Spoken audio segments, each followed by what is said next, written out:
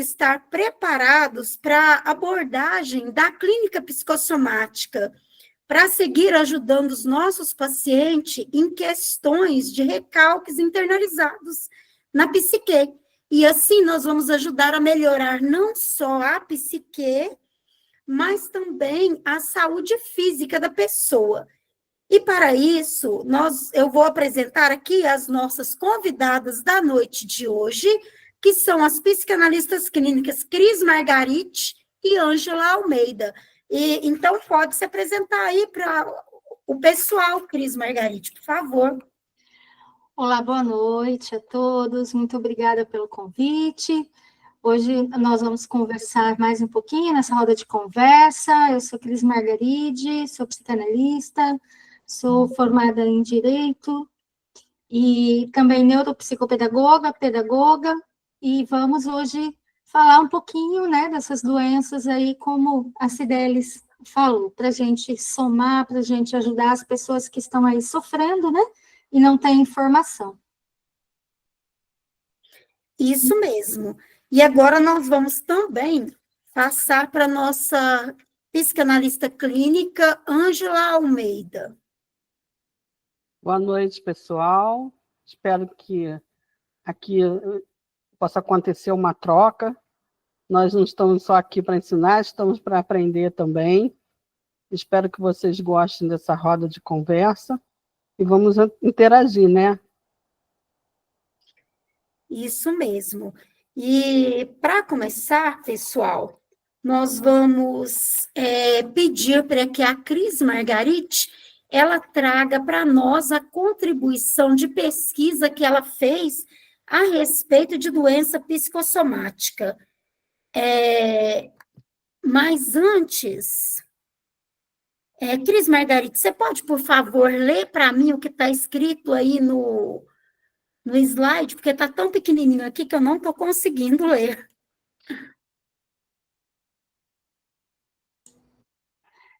Então, na nossa roda de conversa, vai ser abordado sobre doenças psicossomáticas e câncer, que muitas vezes são doenças da alma, guardadas como a dor, vitrificadas em nosso psique. O que a boca cala é traduzido em doenças físicas e o que a nossa psique não conseguiu simbolizar.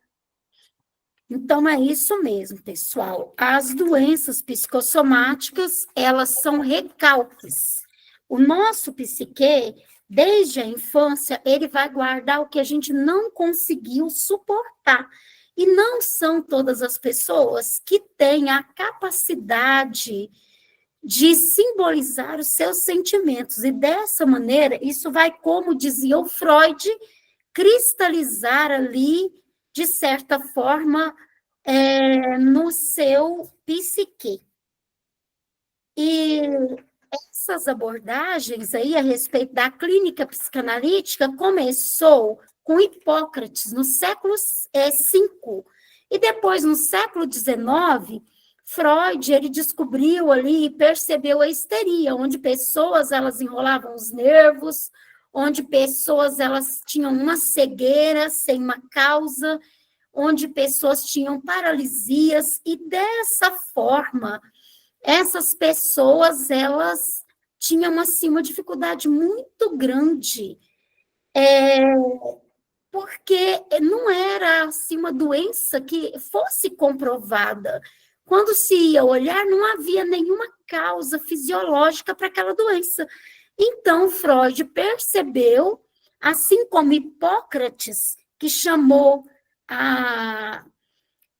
e ele fez o comentário de que a doença, que não tem como curar o corpo sem curar a alma, dessa forma, Freud, ele também percebeu que é necessário olhar aquilo que está guardado, internalizado na psique, para que se cure, de alguma maneira, o que está saindo de forma generalizada através do corpo e que nós não conseguimos falar.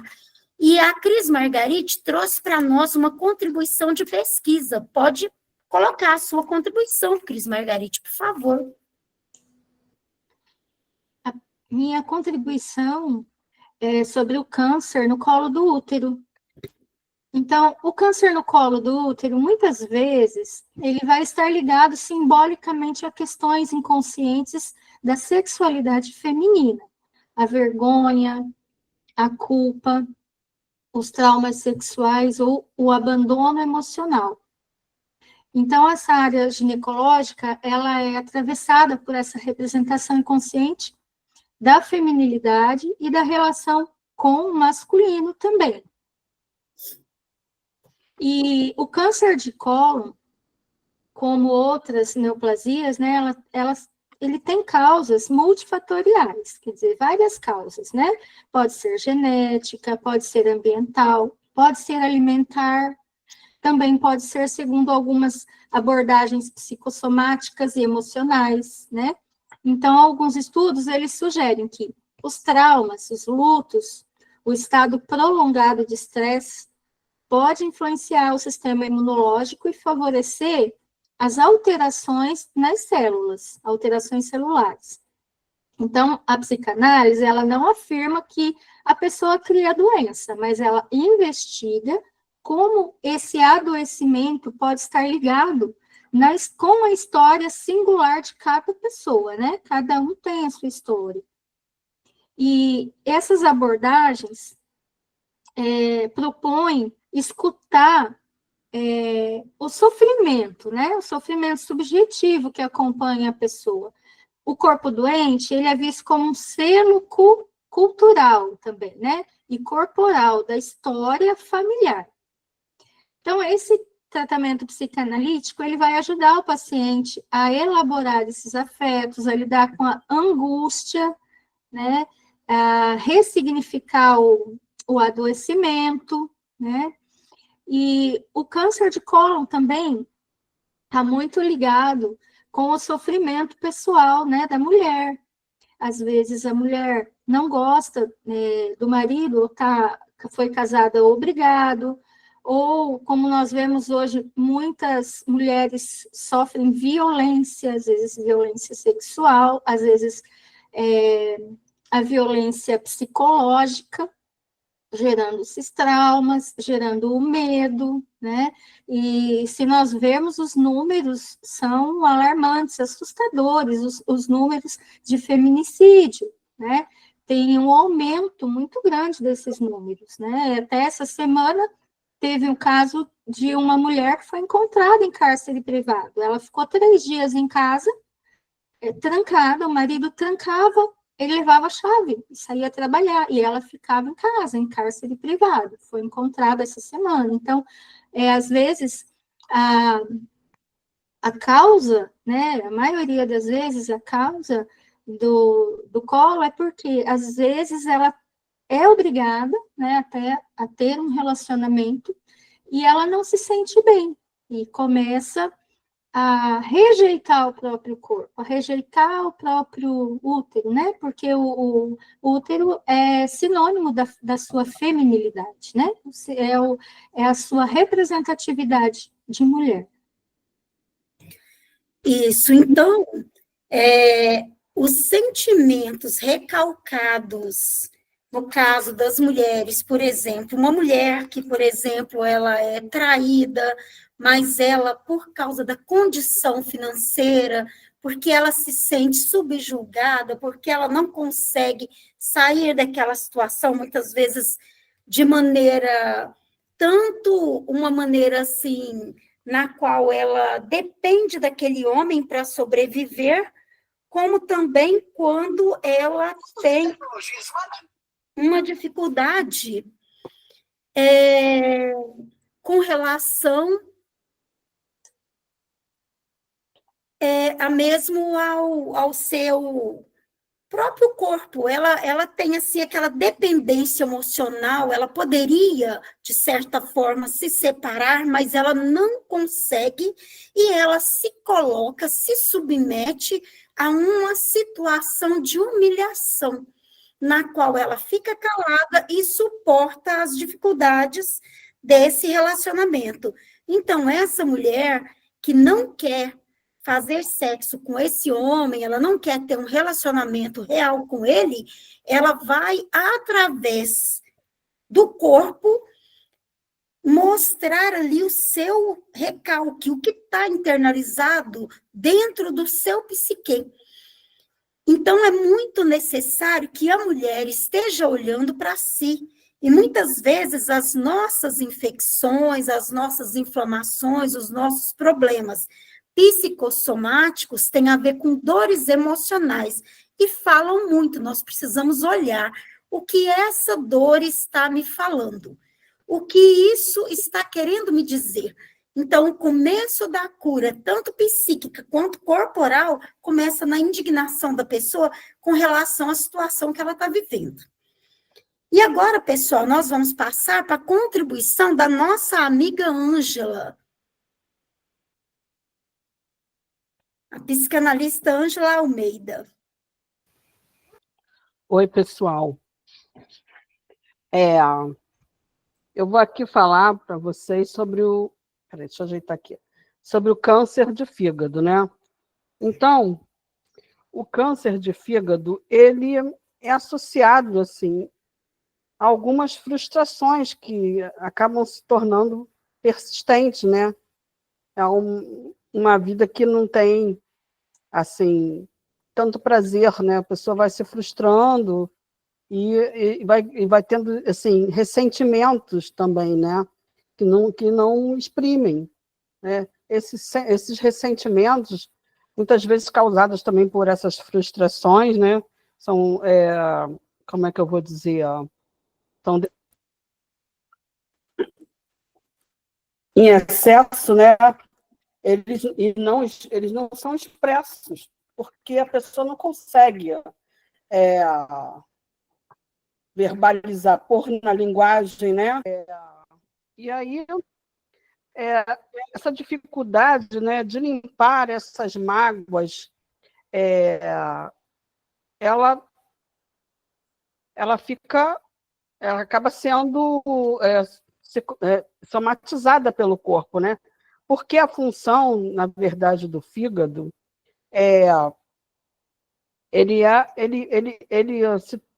trata-se de um órgão, né? Que ele filtra, né?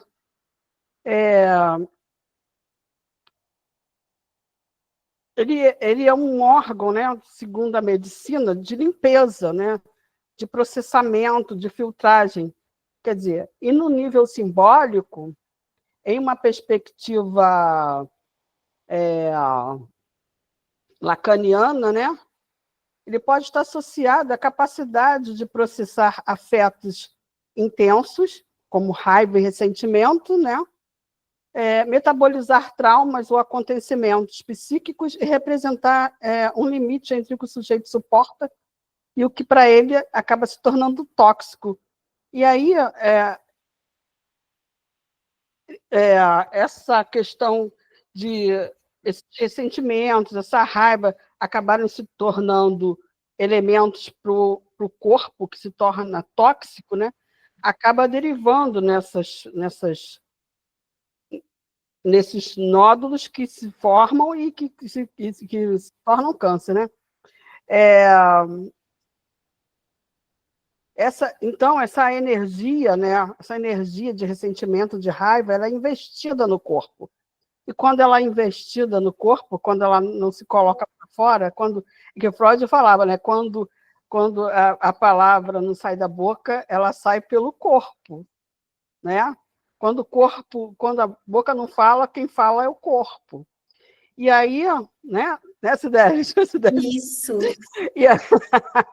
E aí o corpo acaba somatizando essas coisas, né, esses traumas, esses ressentimentos, e como no caso da histeria, é externalizado dessa forma. Não consegue colocar na linguagem, como Lacan fala, não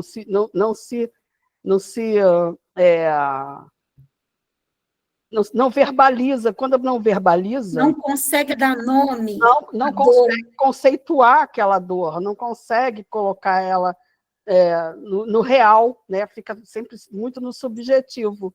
E aí as pessoas acabam desenvolvendo vários tipos de cânceres e outras tantas doenças, né? Então, e isso faz a gente pensar, pessoal. A gente passa por muitas situações ao longo da vida, tanto na nossa casa, na nossa família, na sociedade, no trabalho, em todos os lugares. Quando você tem um problema e o seu superego, a sociedade, diz para você, olha, pega isso aí e guarda. Na maioria, gente, desde a infância, os pais falam para o filho, engole o choro. Não demonstra a raiva, faz de conta que você não sente. Então, começa na infância. E ao longo da vida, você vai engolindo o choro, você vai engolindo as raivas, você vai fazendo de conta que está tudo bem, quando não está tudo bem para você. Toda vez que você faz de conta que algo está bem e não está bem para você, é como se você pegasse uma panela de pressão e fosse enchendo, enchendo, enchendo, até que, de repente, a última gota cai. Quando a pessoa é um neurótico normal, ela vai simbolizar. Mas a estrutura psicossomática tem algo a mais aí, que nós vamos ver no final e vamos deixar para a próxima abordagem, que vai ser a nossa próxima reunião. Mas, então, essa última gota que caiu, ela vai estourar aquela panela de pressão, às vezes não numa briga, não numa raiva, não demonstrando ali o que você sente. O neurótico consegue fazer isso, mas a pessoa que tem a estrutura psicossomática, que é sim um neurótico, mas tem algo a mais, essa pessoa ela não tem uma capacidade psíquica de suportar a dor interna. Então, isso vai sair, por exemplo, num abuso sexual, vai sair através da pele, num problema que a pessoa, por exemplo, que corresponde à fala, vai sair através de um problema na garganta, na fala, de um problema assim. Então, cada um de nós vai demonstrar de uma maneira as nossas dores psíquicas. Pode falar, Lânia, por favor. Sibeli, só um instantinho, Lânia. Deixa eu complementar aqui alguma coisa. E, dar alguns exemplos assim. Essas doenças psicossomáticas, na verdade, é um grito que o sujeito dá através do seu corpo, não é? Isso. E, por exemplo, quando um paciente ele pode associar o fígado, né, a um pai alcoólatra, vamos dizer assim, né? Por quê? Porque quando as famílias são marcadas pelo alcoolismo, né, isso pode derivar, sim, num câncer de fígado. Ou aquela pessoa que desde a infância ela vai falar com a mãe fala, não quero ouvir não, vai para lá. Não dá atenção, não ouve a criança. A maior parte das vezes ela fala, cala a boca! Isso. Não então, é? Lânia, por favor, pode falar. A doença psicossomática, muitas vezes, ela pode estar atrelada à somatização por excesso de empatia. Por exemplo, um colega e uma colega de trabalho, que estão muito próximos.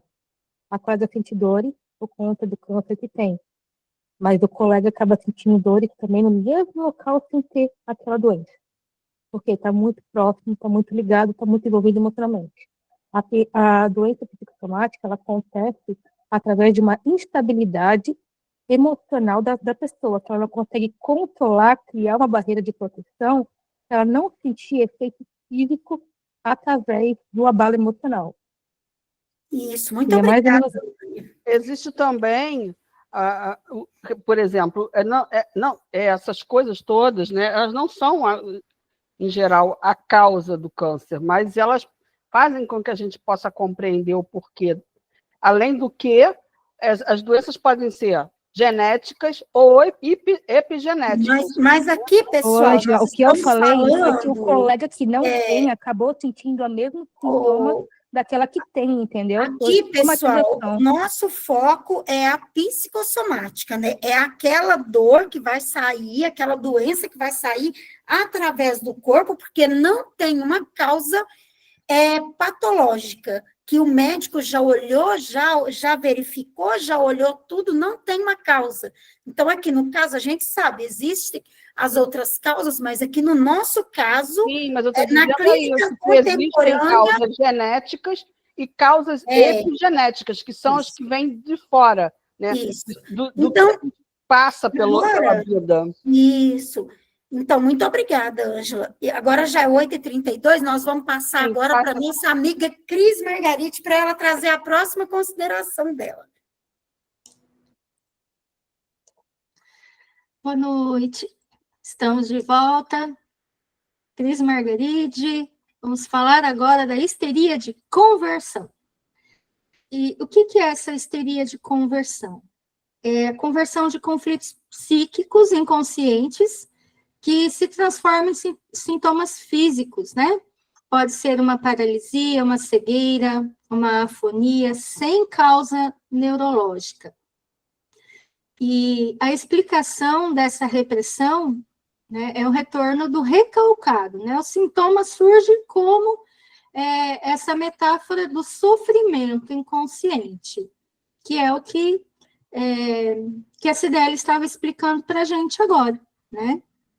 Então, nesse caso, Freud, ele registrou um caso especial, né, que ele chamou de Ana O.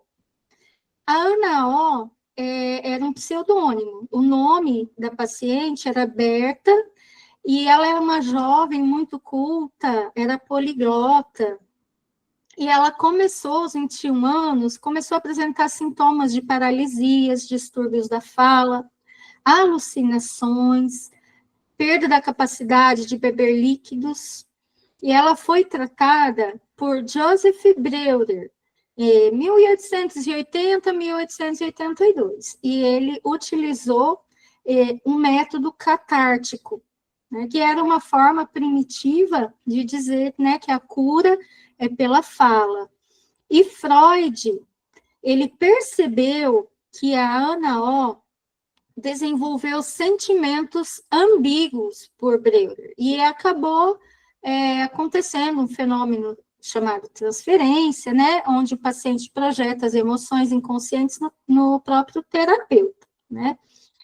Mas o que Freud dizia, né, a respeito? Que esses sintomas histéricos, eles tinham origem nos conflitos psíquicos reprimidos, muitas vezes ligados à sexualidade infantil, né? E o exemplo, né, desse sintoma conversivo, que é a afonia, ela pode representar um desejo inconsciente de silenciar algo que ela não pôde falar, algo que não pôde ser dito. No caso da cegueira histérica, pode simbolizar uma recusa em ver, em enxergar uma realidade emocional que para ela é dolorosa. E também pode acarretar outros sintomas, como tremores, anestesias, convulsões, dificuldade de andar, entre outros. Então, qual que é a importância clínica, né, da histeria de conversão?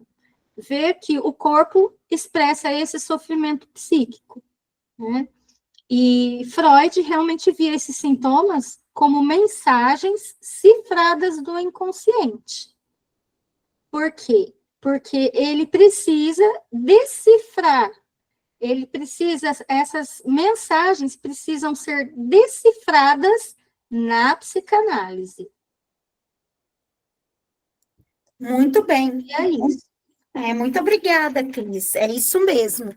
E Pierre Marty, o médico fundador da medicina psicossomática moderna, propôs que cânceres, úlceras, doenças autoimunes não surgem por conversão histérica. Na verdade, esse corpo não simboliza os sentimentos.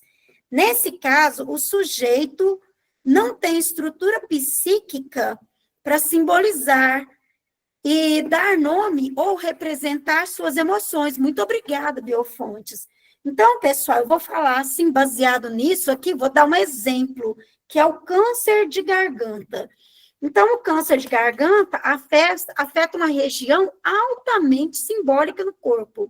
A garganta é o canal entre o pensar e o dizer, entre o mundo externo e o mundo interno que nós temos dentro de nós.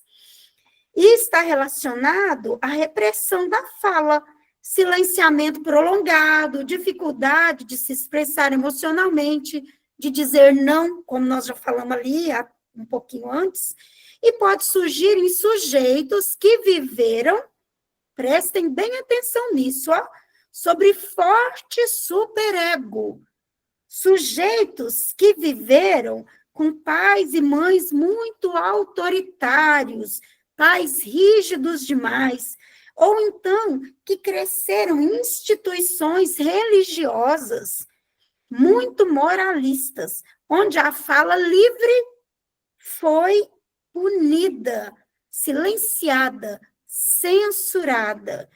Então, pessoal, aí a gente vê a necessidade de que a gente permita que os nossos filhos, os nossos netos, o nosso marido, a gente mesmo possa falar. Quando você gosta de alguma coisa, você vai falar, gostei. Quando você não gosta, você fala, não gostei. Está bem para mim? Não, não está bem. Se eu guardar todo o sentimento que eu tenho, se eu não coloco para fora, isso pode recalcar, ficar ali represado, o meu psique não suporta, e se eu não consigo me expressar, e aquilo fica uma coisa muito grande, imagina desde a infância, uma criança criada numa instituição muito rígida, onde ela não pode, a pessoa está ali tratando ela mal, ela tem que ser boazinha, carinhosa, ela briga com o irmão, a mãe obriga os dois a abraçar. Não é que eles tenham que brigar, mas podem conversar e resolver a questão. É uma maneira mais fácil, vamos resolver essa questão. Vamos ver de quem é o brinquedo, vamos ver quem tem razão, vamos resolver isso assim. Mas não, obriga a abraçar, obriga a fazer de conta que está tudo bem, e não está tudo bem. E aí aquela pessoa vai guardando, eu sou obrigada a gostar de todo mundo, eu sou obrigada a ser bom além do que eu posso. Hoje, na nossa sociedade, as mulheres são muitas vezes reprimidas de maneira que elas são obrigadas aqui, por causa da cultura, a cuidar de muitas pessoas que elas não têm obrigação além da família delas. E dessa maneira, e elas vão sendo ali reprimidas e não podem falar, não podem colocar para fora, e elas vão perdendo cada vez mais o seu espaço. É aquele menino, aquele rapazinho, que desde a infância ele quis falar e falar, cala a boca, você não vai falar nada. Não é para contar que aconteceu isso ou aquilo, não é para falar nada para ninguém, fica calado, não se expressa. Homem não chora. E aí essa pessoa não simboliza, e no futuro ela vai demonstrar esses problemas através de quê? Da pele, através da garganta, porque ela não pode falar. Então vai aparecer aí uma situação onde o sujeito recalcou a agressividade, a dor, os desejos, e eles retornam de que maneira? De maneira somática, ou de maneira psicossomática. Isso mesmo, Lânia. Reprimidas, sobrecarregadas, que tanta responsabilidade. Então, vai sair muitas vezes, no caso de crianças com pais muito autoritários, instituições muito moralistas, onde a criança não tem o direito de sentir, não tem o direito de falar, tem que ser bonzinho o tempo todo, vai sair ali na garganta, através de infecções constantes, quando está somatizando. E quando psicossomatiza, vai sair através de um câncer na garganta. Por quê? É uma fala que não foi dita e que adoeceu o paciente. Então, é isso. E é interessante, pessoal, que para Lacan, a garganta está associada à passagem ou falha no atravessamento do gozo. Ou seja, não é através da garganta que desce o alimento, que a gente tem prazer na alimentação. É um gozo, é um prazer que a gente tem. mas ela está associada, então, à passagem ou à falha no atravessamento do gozo. Algo do real retorna por não ter sido simbolizado pela linguagem. Eu não posso falar, eu preciso me calar. Eu mesma atendo um moço que ele deixou de morar com os pais, foi morar com a avó, a tia falava, não fale nada. Então, até hoje, ele tem dificuldade, nós estamos trabalhando isso, ele tem dificuldade de se expressar, de colocar para fora os sentimentos. Agora, ele está conseguindo se expressar e ele estava dando muitos problemas pela pele, ele estava dando muitos problemas e ele está conseguindo não dá problema nenhum. Ele inchava o rosto, inchava partes do corpo e isso está melhorando. Por quê? Porque ele está falando, ele está esvaziando a panela de pressão.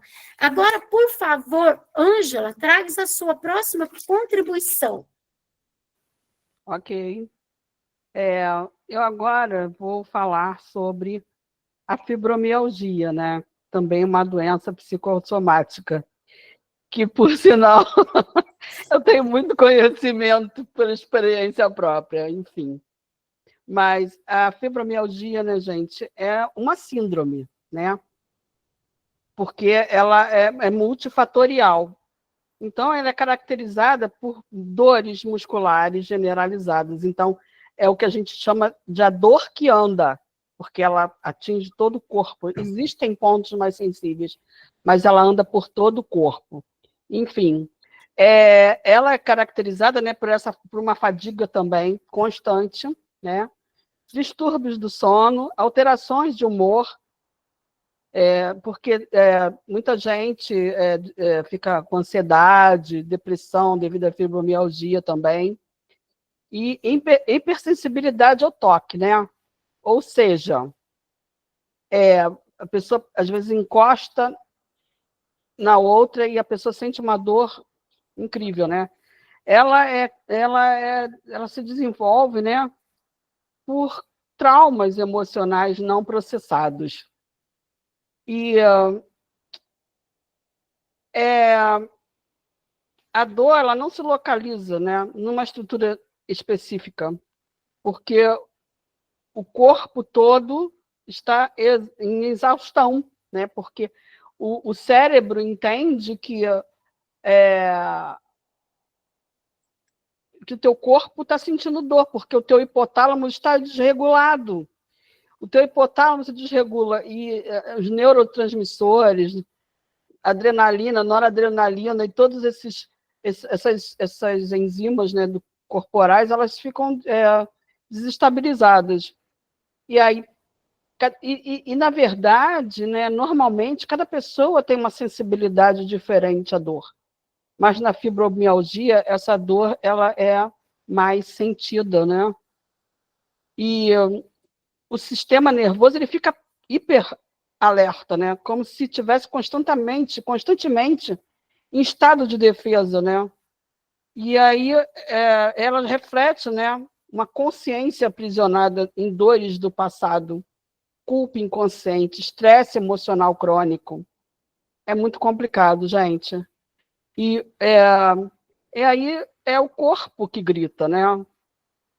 Porque ele não consegue esquecer, ele tenta esquecer, né? O que a mente, o que o subconsciente não esquece, ele coloca para fora de uma outra forma, como a gente coloca alguns recalques pelos sonhos, o inconsciente coloca pela dor, né? Pela dor.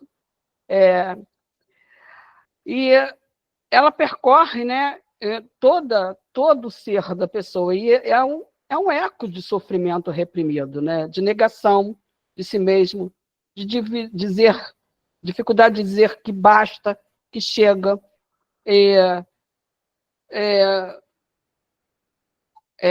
Muitos têm uma história marcada por abuso psicológico, abandono, rejeição e vivências, né, traumáticas prolongadas. São feridas antigas não curadas. É frequentemente encontrada nas pessoas, né, que tiveram experiências muito dolorosas, né? E a dor né? Funciona como uma forma de manter viva uma dor emocional que não foi acolhida. Como se o corpo dissesse, isso ainda me dói. É muito difícil, né? É uma autocobrança, né? As pessoas que desenvolvem fibromialgia, elas têm uma autocobrança, né? E um perfeccionismo muito acentuado, né? Eles são extremamente exigentes consigo mesmo. Essa tendência de se culpar, carregar o peso do mundo e nunca permitir errar ou descansar. As pessoas se colocam assim em 220 volts, então elas não veem limites e vão se gastando mesmo física e emocionalmente, né? Que é esse padrão, né, que leva a esse esgotamento energético, né, e psicológico. E aí tem uma sensibilidade reprimida, né? Essa hipersensibilidade não é só física, ela é emocional, né? Essas pessoas, elas captam excessivamente essas dores, né? E as dores dos outros também. E é difícil entender isso, né? Guardam ressentimento, absorvem ambientes pesados e dificilmente conseguem estabelecer limites saudáveis. É isso. E como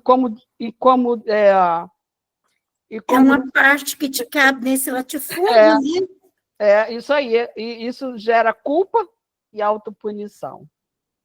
É isso aí, gente. Então, gente, a Ângela trouxe aí esse problema, ela tem fibromialgia, então ela fala sabendo do que ela está falando, ou seja, a fibromialgia também tem muito a ver com a feminilidade, exatamente uma cobrança muito grande de eu tenho que fazer tudo. Então, pessoal, agora eu vou ler aqui as mensagens do pessoal. A Rafa falou boa noite, a Ana Cláudia Gomes também deu boa noite para a gente. E deixa eu ir passando aqui vagarosamente essas. A Lânia, deixa eu ver, mas aqui a Lânia falou, reprimidas, sobrecarregadas, que de tanto. Cadê? Gente do céu.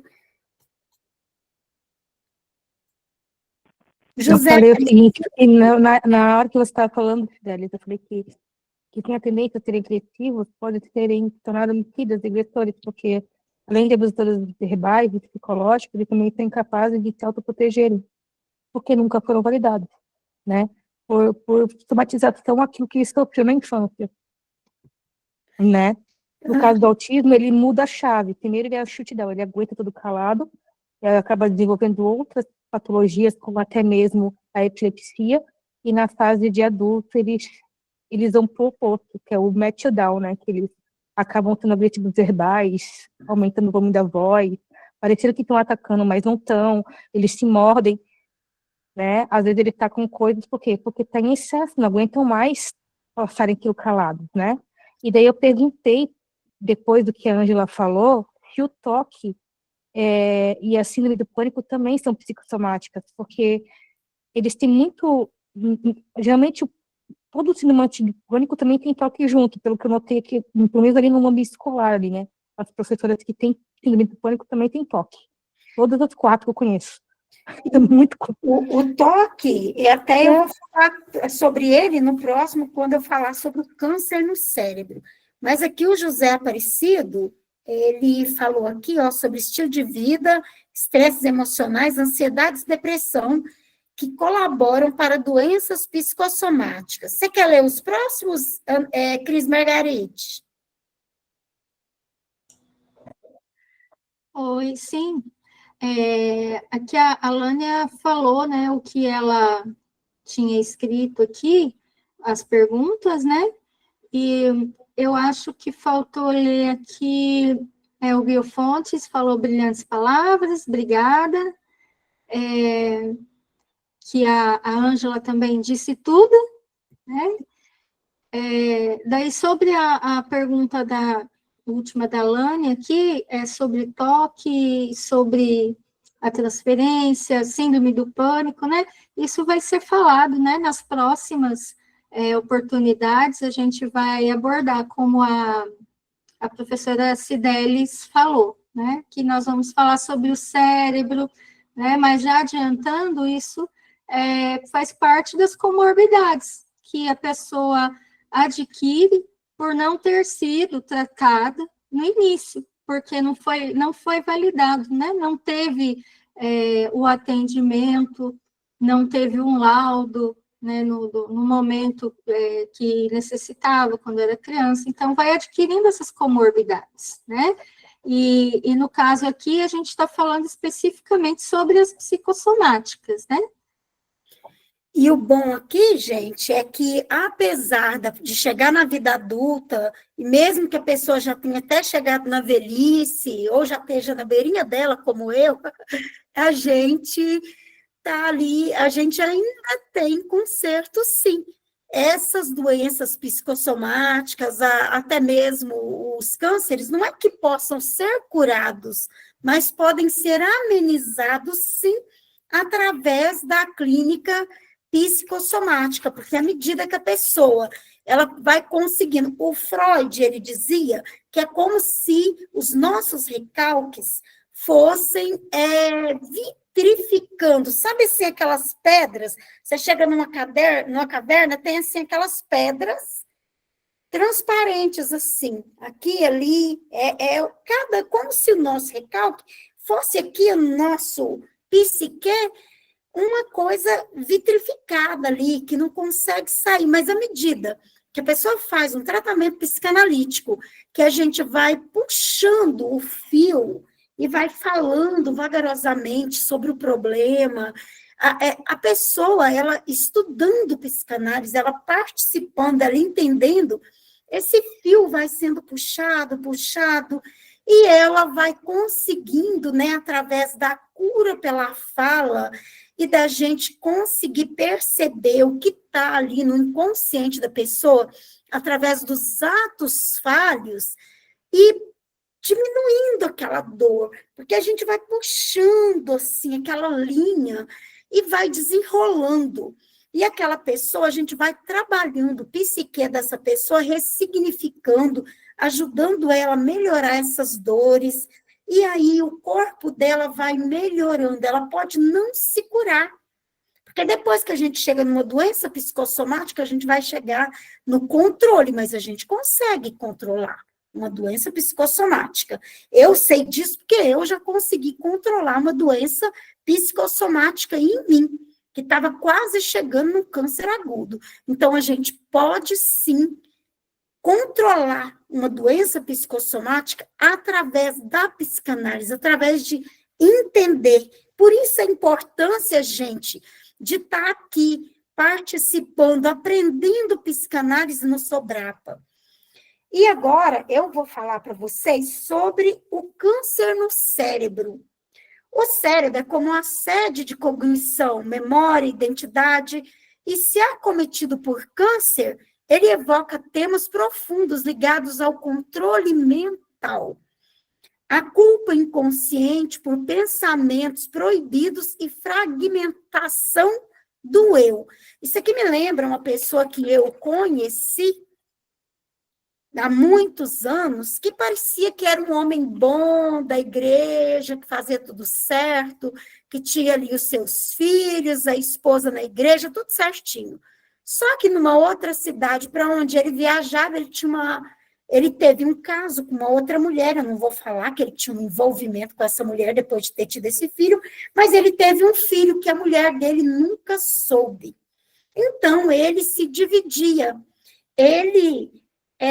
Por exemplo, na igreja, ele era aquele homem de respeito, pai daquelas pessoas, daqueles rapazes, esposo daquela mulher, aquele homem de respeito. E lá naquela outra cidade, ele era o pai daquele filho que nunca podia ser conhecido. Quando esse rapaz chegou na vida adulta, ele foi procurar a família do pai para falar: eu existo. Eu existo. Isso provocou um câncer, né? Aí o eu fragmentado, aquele homem que controlava essa dor, ele não suportou. Ele estava com um eu fragmentado, uma vida dupla. Então, ele aí, porque aquilo, o narcisismo, a gente tentar ser algo que a gente não é, a gente procurar ter uma vida dupla tem um preço, sim. Então, essa pessoa, no futuro, essa doença psicossomática, o câncer na mente, porque ele tentava controlar aquela mente para ninguém descobrir esse desejo proibido, essas tensões dele com relação a essa vida dupla, causou um câncer no sangue, que levou a óbito. Então, isso mostra para a gente que é uma realidade. E pode haver, do ponto de vista simbólico, uma tentativa do psiquismo de calar o pensamento persecutório, obsessivo, isso aqui em outros casos, né? Uma pessoa, por exemplo, que ela se sente muito perseguida, ela é muito paranoica, né? Já é outro caso, né? Ou vai haver uma tentativa do psiquismo de calar esse pensamento persecutório.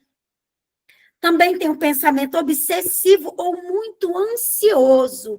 Então, existe uma luta interna muito grande, ou contra o medo, ou contra o desejo.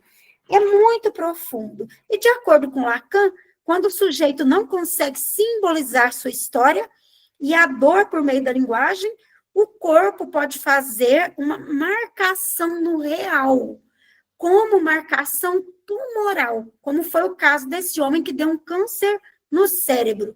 Lacan também observa fala do gozo do corpo, ou seja, o tipo de satisfação que escapa do prazer regulado, um excesso de prazer mental, fechado sobre si mesmo. Aqui já está falando de outra pessoa, aqui está falando sobre a pessoa que tem ali um pensamento fechado sobre si mesmo, rígido, né? Por exemplo, aquela pessoa que ela não demonstra os seus sentimentos, ela é muito séria, ela não sabe simbolizar, ela não sabe demonstrar o que sente, ela não sabe brincar para descarregar a emoção, tudo para ela é sério, ela leva tudo a sério, ela não sabe brincar. Essa pessoa, essa sou eu sou uma pessoa que tenho essa estrutura rígida, meu marido a vida toda fala, Sidério, você só fala sério, você não sabe brincar. Então eu dei um problema psicossomático. E assim, falando, nós chegamos numa parte aqui onde a gente tem que aprender a simbolizar, né? E quando eu falei aqui sobre o pensamento obsessivo repetitivo, tem a ver aí com o toque, né, também. A pessoa que ela tem um pensamento repetitivo, tudo tem que estar no lugar, ou eu não consigo olhar, tem um livro ali na minha estante, hoje eu deixei ali tudo torto, de propósito. Uma pessoa não vai suportar ter isso aqui bagunçado. Teria que estar 100% certinho para a gente falar sobre isso, sobre essa questão da obsessão com organização. Por quê, pessoal? Porque isso também leva a um tipo de câncer, que pode ser tanto um câncer, pode levar a um câncer cerebral, pode levar a uma doença psicossomática do sangue, e por aí vai.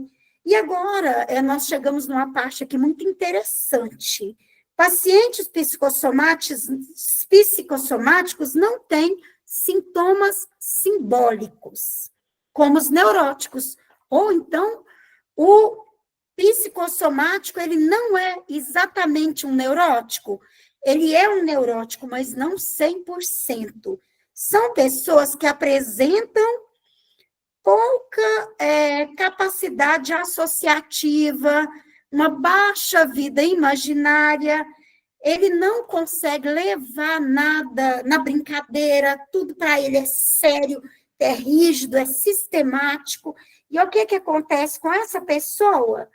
Ele vai agir com o corpo, porque ele não consegue falar com a psique. Mas na nossa próxima mesa redonda, nós vamos entender, então, sobre que tipo de estrutura é essa que tem a ver com a neurose, mas não 100%. O que está envolvido mais aí?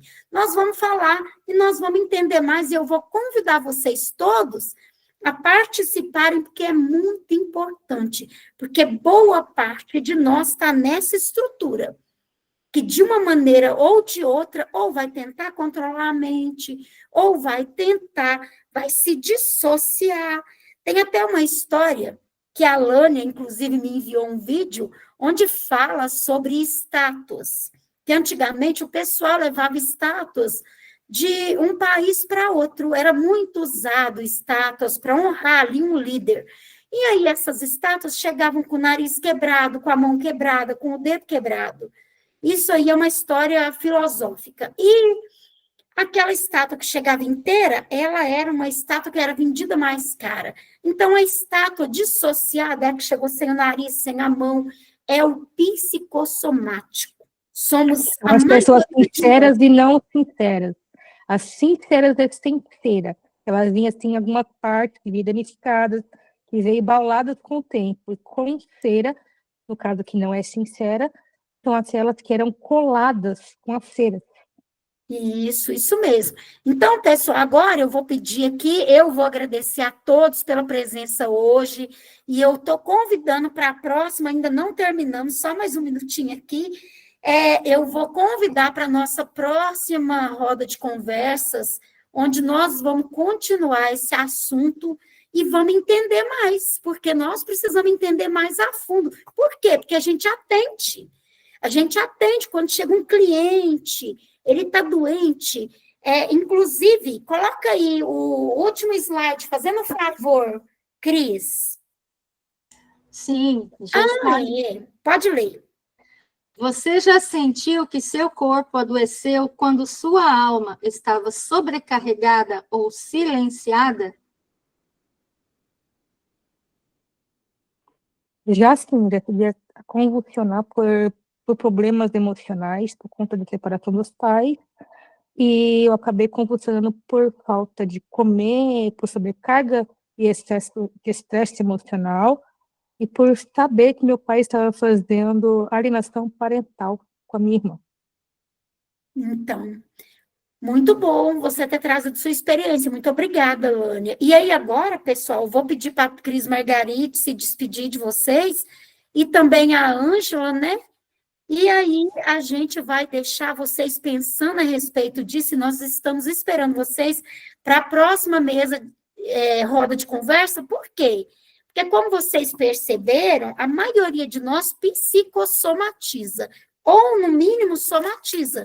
Começa primeiro com uma dorzinha no estômago, começa primeiro com uma dor de cabeça, e aí isso vai virar uma doença autoimune, depois vai virar um câncer. Então, a gente precisa entender por quê? Porque nós vamos tratar pessoas que, por exemplo, a gente precisa de ajudá-las a curar a alma. A gente não tem como curar o corpo. Isso aí são palavras do Hipócrates, lá no começo. Não tem como curar o corpo sem curar o psique, aliás, sem curar o corpo também. Tem que curar o psique para curar o corpo. O corpo, ele está falando de uma dor que está internalizada e recalcada, porque nós não conseguimos simbolizar, falar, demonstrar o nosso sentimento. Por favor, Cris, pode se despedir do pessoal?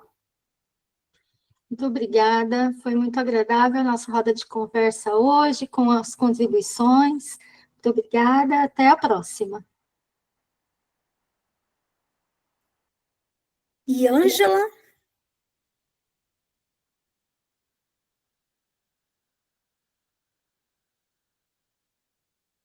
Ângela, você está aí para despedir do pessoal? Tô sim, tô sim. Eu comecei no Node, estou terminando no tablet.